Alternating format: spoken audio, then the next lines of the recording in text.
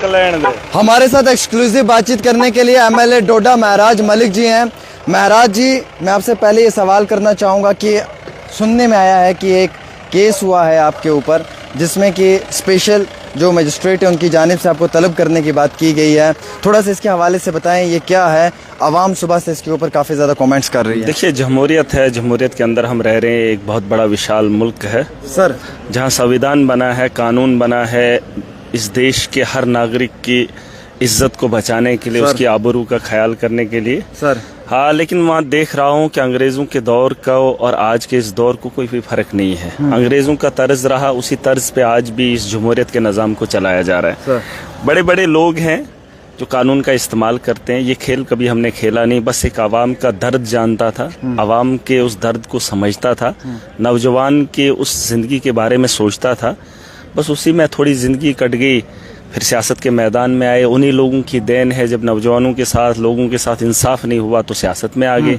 अब वही लोग कानून सिखा रहे हैं, जिस कानून को उन्होंने गंदा समझकर, गंदा इस्तेमाल करके FIR लगवाते हैं। FIR लगी है सर आप पे? नहीं, ये मुझे नहीं पता, अभी मुझे जानकारी लेने दो। लेकिन वक्त के तानाशाहों के हिसाब से कानून चलता है। डिफॉर्मेशन केस हुआ सर? मैं वो नहीं कह रहा हूँ, जो भी है कानून का इस्तेमाल करते हैं, लोगों को डराते हैं, धमकाते हैं। अब धमकाने का तरीका उनके पास ये रहा तो महराज को कोशिश कर रहे हैं फिर से। लेकिन देखो अब होता क्या है। अब सत्ता में तो आ गया हूँ, इस ताकत से जिससे हमें कोसों दूर रखा था उन्होंने सिखाया, मजबूर होकर ऐवान में आज हिस्सा बनाऊं, जिससे आपको भी पता है हमारे कपड़ों पे सवाल होते हैं, हमारे आवाज़ पे सवाल होता है। जो तर्ज इस ऐवान का नहीं था वो तर्ज आज हमारा है। यहाँ पर बहुत सारे लोग गुजरे हैं जिन्होंने अपनी आवाम की रहनुमाई की है, लेकिन हमने इस हाउस के अंदर देखा मजलूम की बात नहीं होती। आपको लगता है कि कुछ ऐसा आपने किया जिस वजह से ये केस आप पे हुआ है? नहीं, ये ऐसा है कि अगर आप जम्मू कश्मीर के किसी भी फर्द को पूछोगे, जब भी कोई बड़े आदमी के साथ भिड़ जाता है तो बड़ा आदमी उसे कानून से डराता है, पुलिस से डराता है। और ये बड़े लोगों का एक तरीका रहा है।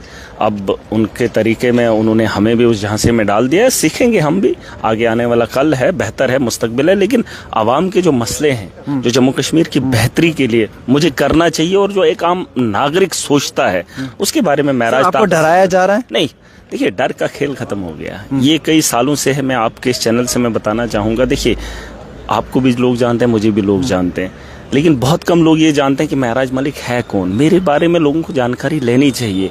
आज अगर इस ऐवान में कोई आदमी अकेला गरज रहा है, क्या वो सच में आज ही गरज रहा है?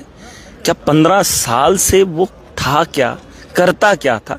हमारा ये रवैया कम है। 15 साल का दर्द लेकर आया हूँ इस ऐवान के अंदर, और आज ये लोग कहेंगे चीख रहा है। किसी एक रिपोर्टर ने कहा था कि आप इतना हाइपर क्यों होते हैं, तो मैंने उससे कहा कि अगर तेरे बच्चे को कोई टांग तोड़ देगा तो आप क्या हंसोगे? आपके चेहरे पे हंसी होगी? अरे, मेरे नौजवानों को पीटते हुए मैंने देखा है, उनकी आंखों से आंसू गिरते हुए देखा है, और मैं यहाँ इस ऐवान में आराम के साथ उन नौजवानों की बात करूं जिनके साथ खिलवाड़ हुआ है, स्कैम हुआ है। और स्कैम करने वाला रेडी वाला या आम आदमी नहीं है, या कोई जाति या धर्म का नहीं है, बल्कि इन ऐवान की कुर्सियों के बगल में बैठे हुए बड़े ऑफिसर जिन्होंने रिक्रूटमेंट की है और पैसा खाकर किसी गरीब का हक मारा है। आज मैंने खुल्लम खुल्ला बोला, और आज तो मैंने एक हॉर्टिकल्चर जो जिसको चीफ बनाया, यहाँ आज तो डायरेक्टर बनाया, चीफ होते हुए उसने 2021 और 24 से लेकर ACB ने उसकी इंक्वायरी की, ACB ने, और उसे पाया गया, गिल्टी पाया गया। फिर उसने जो है ACB ने परमिशन मांगी GAD से कि हम इस पे कार्रवाई करना चाहते हैं, आप दे दो। तो GAD ने परमिशन दे दी, लेकिन 4 महीने हो गए उस पे FIR नहीं। 2 महीने उस बंदे को रहे, क्योंकि बड़ा आदमी है, उसका उठना बैठना बड़े रईसों के साथ है। अगर एक आम आदमी की बात होती, उसको पुलिस यूं उठा देती, यूं अंदर कर देती। अरे, इन लोगों पे कार्रवाई की मांग कर रहा हूं। मैंने कहा जिन लोगों का, जिन नौजवानों का इन्होंने यहाँ पर गला घोंटा है, जो इस बार बाहर बैठे हैं, उनको घोंटने वाले यहाँ दफ्तरों के अंदर कुर्सियों पे बैठे, एक ही परिवार के 10 आदमियों को नौकरी मिल गई। महराज जी, कई सारे लोग मुझे सुबह से कमेंट कर रहे थे कि आप महराज मलिक साहब से इंटरव्यू करना चाहने वाले बहुत लोग हैं। थोड़ा सा आप उनकी जस्टिफिकेशन के लिए, थोड़ा सा उनके दिल के लिए ये क्लियर करें कि इस केस में आपका वकील है, अगर है तो क्या प्रोसीडिंग स्टार्ट हुई है? थोड़ा सा आप उस पर बात करें ताकि वो सुनना चाहते हैं उस मुद्दे पे। आपको एक चीज बताऊंगा आमिर भाई, मुझे तो इसके बारे में उतनी जानकारी है नहीं। मैंने सुबह कहा है कि मैं आवाम की लड़ाई लड़ रहा हूँ, वकालत में कर रहा हूँ। जो आवाम की बेहतरी के लिए, नौजवानों की बेहतरी के लिए, उसकी वकालत में कर रहा हूँ। और जो मेरे ऊपर इल्जामात हैं या मेरे ऊपर जो कोशिशें की जा रही हैं, वो केस जो है आवाम लड़े। मैं आवाम की रहनुमाई करूंगा और आवाम को मेरी हिफाजत के लिए हर मुमकिन कोशिश करनी होगी, और आवाम मेरा केस लड़ेगी, मैं नहीं लड़ूंगा। मैं नहीं लड़ूंगा, मुझे उठाकर अंदर करेंगे मैं जाऊंगा, लेकिन लड़ाई मेरी आवाम को लड़नी होगी और मैं आवाम की लड़ूंगा। मैं जम्मू कश्मीर के नौजवानों के मुस्तकबिल की लड़ाई और इससे मैं हटूंगा नहीं, चाहे ये और ये आज का मामला नहीं, ये कोई पहली बार ऐसा नहीं हुआ कि महराज को ऐसे ऐसे हुआ है। आज से पहले इन्होंने बहुत कोशिशें की है। मैं तभी कह रहा हूं कि जो लोग आपको देखते हैं महराज के बारे में जान लें कि 15 साल से महराज कौन है। आज आपने वॉकआउट किया? नहीं, मैं वॉकआउट क्यों करूंगा, ये हाउस मेरा है। मैं किससे वॉकआउट, मैं तो अपनी बात डंके की चोट पे रखूंगा। मैं नौजवानों की बात डंके की चोट पे रखूंगा। मेरी आवाज में उतनी ताकत है, अगर स्पीकर मेरी माइक ना भी खोले तब भी हाउस को खर्च कर दुनिया को बता सकता हूं कि इस हाउस के अंदर धांधली क्या हो रही है। कल भी आपसे फायर इमरजेंसी के नौजवान मिले, उन्हीं का मुद्दा था। मैंने वादा किया था आप इंतजार कीजिए और पूरी ताकत के साथ, पूरी जोर के साथ। और आज मैंने क्या कहा, मैंने बीजेपी के खिलाफ नहीं बोला। मैंने आज ये बोला हाउस के अंदर, मैं सरकार से पूछ रहा था क्या सरकार को लोगों से उम्मीदों से वोट नहीं दिए हैं? एनसी की सरकार है, क्या उम्मीद से वोट नहीं दिया था कि हमारे कैजुअल लेबर का मसला हल होगा? क्या इस उम्मीद से नहीं दिया था? बेरोजगारी है तो बेरोजगारी दूर करेंगे, वादे इन्होंने किए थे। मैं आज सरकार को बोल रहा था इसमें बजट नहीं चाहिए, सरकार को इसमें बजट नहीं चाहिए, बस पॉलिसी फ्रेम करनी है। जिन लोगों ने गुनाह किया है उन गुनहगारों को सजा देनी है और ये सरकार कर सकती है। और मैंने कहा है अगर उसमें एलजी मिलावट है, अगर इस स्कैम में एलजी की मिलावट है या बीजेपी सरकार की जो सेंटर की सरकार है उनकी मिलावट है, तो क्या हमारी सरकार सक्षम है, इतनी ताकत रखती है लोगों के मैंडेट से, क्या लोगों को इंसाफ दिला सकती है? क्या उस गरीबान तक हाथ डाला जा सकता है जिस आदमी ने, जिस शख्स ने मेरे मजलूमों के साथ, उनकी जिंदगियों के साथ खिलवाड़ किया, उनकी नौकरियों को बेचा है और जम्मू कश्मीर के अंदर ये धांधले बनाए? सर एक अहम सवाल है कि आपने देखा होगा एनवाईसी के मुलाजमीन हो या बाकी कैजुअल लेबर्स हो, इनकी तनख्वाहें 2,000-3,000 रुपया है, लेकिन इन्हें एएवाई में भी नहीं रखा गया, इन्हें एपीएल कैटेगरी में रखा हुआ है। ये सबसे बड़ा इशू है कि एपीएल में रखा हुआ है 2500-3,000। ये इशू नहीं है। इशू ये है कि एक आदमी अपना वक्त दे रहा है, चाहे वो डिपार्टमेंट आप देखेंगे स्कूल एजुकेशन डिपार्टमेंट में है, स्वीपर का काम कर रहा है, वाटरमैन का काम कर रहा है, या पीएचई के अंदर कैजुअल लेबर का काम कर रहा है। हमारे यहाँ गवर्नमेंट का एक आर्डर है कि वेजेस, मिनिमम वेजेस 278 रुपया है हमारा, जो गवर्नमेंट को देना ही देना है और गवर्नमेंट का रेट है। मैं कहता हूं जो भी गवर्नमेंट का मुलाजिम है, जो भी मजदूर को आप 200 में काम नहीं करा सकते, क्योंकि गवर्नमेंट का एक रेट है, सर्कुलर है कि 278 रुपए से आप उसको नहीं दे सकते। यहां तो धांधलियां धज्जियां तो सरकार उड़ा रही है, जो कानून बनाते हैं वही कानून में बैठे हुए लोग धज्जियां उड़ा रहे हैं। यहाँ एक स्वीपर को, वाटरमैन को 1,000 रुपया भी नहीं मिलता है, 200 रुपए पे उसे काम कराया जाता है। मुझे बताओ उसके वेजेस कहाँ हैं? आप कौन सा इंसाफ कर रहे हो? सरकार को मैं यही बता, देखिए यहाँ बहस करनी है। सर उन लोगों को एएवाई में भी नहीं रखा हुआ, एपीएल में रखा हुआ है। मैं वही कह रहा हूं, मैं बात करूंगा। मिनिमम वेजेस अगर है तो एक आदमी तो स्कूल में अपना वक्त दे रहा है, वाटरमैन का काम कर रहा है 10 से 4, उसकी वेजेस कहाँ है? आप उसे 500 रुपया दे रहे हैं, 200 रुपया दे रहे हैं महीने का, उसकी वेजेस होनी चाहिए जो आपने बताया है कि ये जो है रेट होना ही होना चाहिए। और सरकारी मुलाजमत में, सरकारी दफ्तरों के अंदर वो तो वेजेस देना ही देना है कंपलसरी। यहाँ तो मजदूर है 600 रुपया ले रहा है, ख्वाह उसका रेट जो है गवर्नमेंट ने डिक्लेयर किया है 270 रुपया, 278 रुपया। वो आप देखिए जब प्राइवेट काम करता है तो 500, 1000। सर बीपीएल राशन कार्ड लेने के लिए जाते हैं तो वो कहते हैं बीपीएल राशन कार्ड नहीं मिलेगा, एपीएल आपको मिलेगा। ये भी एक बड़ा मुद्दा है। आप सुन लीजिए मेरी बात, मैं फिर वही कहूंगा, जब मैं डीडीसी नहीं था, जब मैं उससे पहले था, तो जब सेंसस 2011 में हुई, मैंने कल इस ऐवान के अंदर बात रखी है, शायद आपने उसे नोट नहीं किया। आप अगर सुनेंगे मेरी बातों को तो गौर से, तो हर सवाल का जवाब आपको मिलेगा।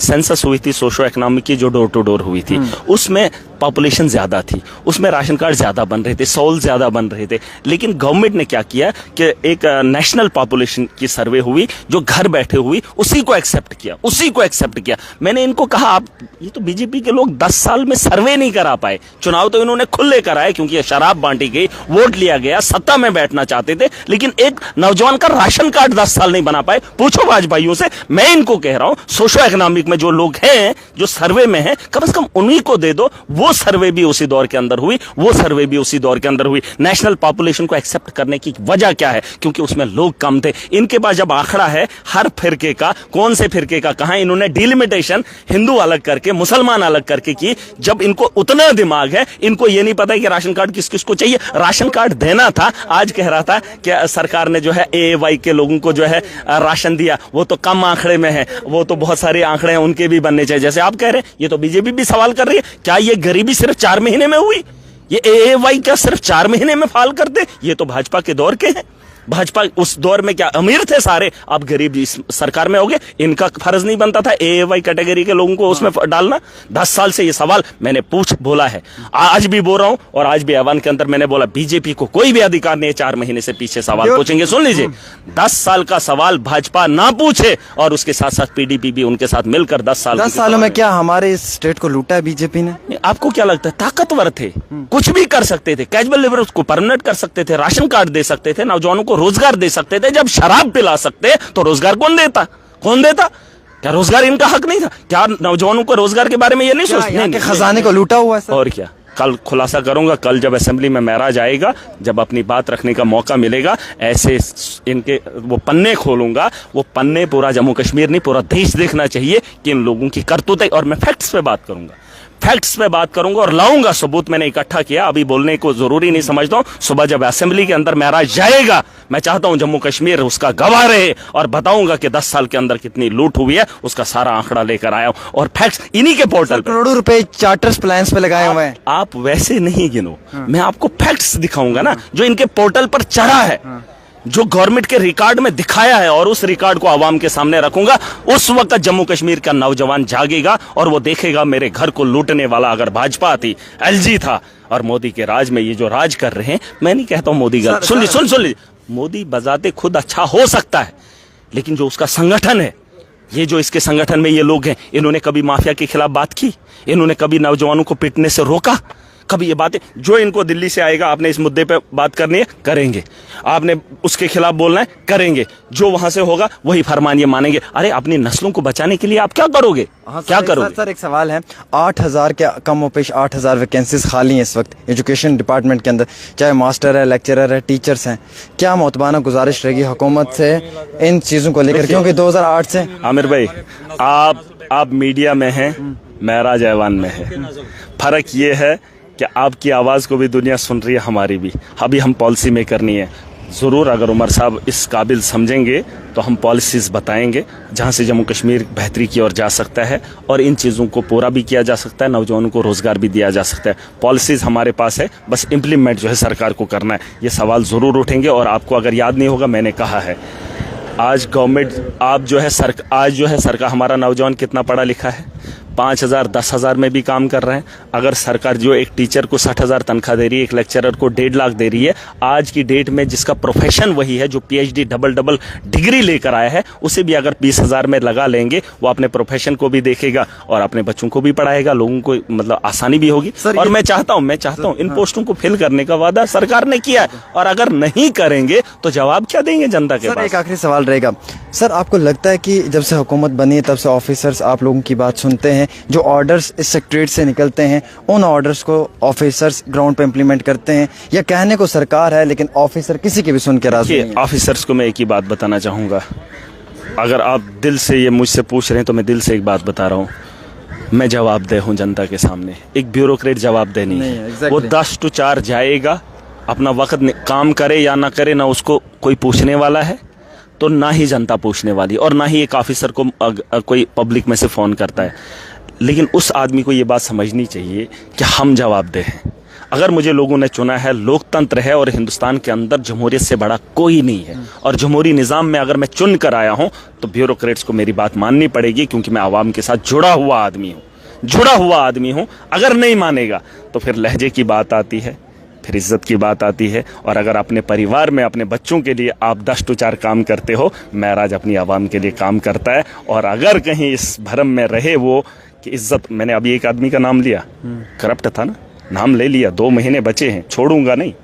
और किसी इस भरम में रहे कि हम निठल्ले बने, निकम्मे बने, हमें कौन पूछेगा, 10 to 4 जाएंगे, लेकिन पेन उठाकर किसी के मुझे एक बात बताओ, इनको हमारे टैक्स के पैसे से तनख्वाह मिलती है, ठीक है, ये पढ़ा लिखा तबका, मैं एतराज़ नहीं कर रहा हूँ, क्या मेरा PhD MPhil PhD करके इनसे बेहतर पढ़ा लिखा नहीं है? ये बात अलग है, किस्मत से इनको नौकरी मिल गई, कुर्सी मिल गई, भाई काम करो, शुक्र मनाओ कि वो 5 सवाल आ गए, तुम्हारे जहन में थे, तुमने जवाब दे दिया, कुर्सी पे बैठ गए, वरना तुमसे ज्यादा पढ़ा लिखा तबका इस वक्त सड़कों पे है, घरों के अंदर नशा कर रहा है।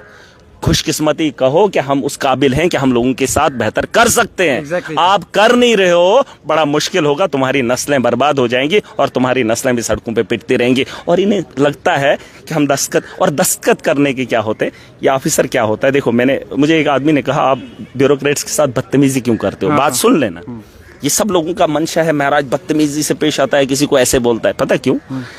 जब मेरे दादे की उम्र का 70 साल का बुजुर्ग, उसको काम होता है तहसीलदार के पास, या आप मुझे भी बता देना, लोग भी देखेंगे, जब वो तहसीलदार के पास या पटवारी के पास जाता है या किसी भी मुलाजिम के पास जाता है, गवर्नमेंट मुलाजिम के पास, उसको बोलता है बाहर वेट करो। हालांकि वो मुलाजिम अगर 26 साल का है ना, मेरे से छोटा है, 30 ही साल का है, लेकिन वो मेरे बुजुर्ग का ख्याल नहीं करता, उसकी इज्जत का ख्याल नहीं करता। हालांकि उसको करना है, वो उसी काम के लिए बैठा है, लेकिन फिर भी उसे दरवाजे के बाहर रखता है, दिनों के दिन उसे चलवाता है, फिर भी उसका काम नहीं करता है। मुझे बताओ आमिर भाई, जो मेरे लोगों की इज्जत का एहतराम नहीं करेगा, उस ऑफिसर की कुर्सी हो या उसकी इज्जत का ख्याल महराज कैसे करे?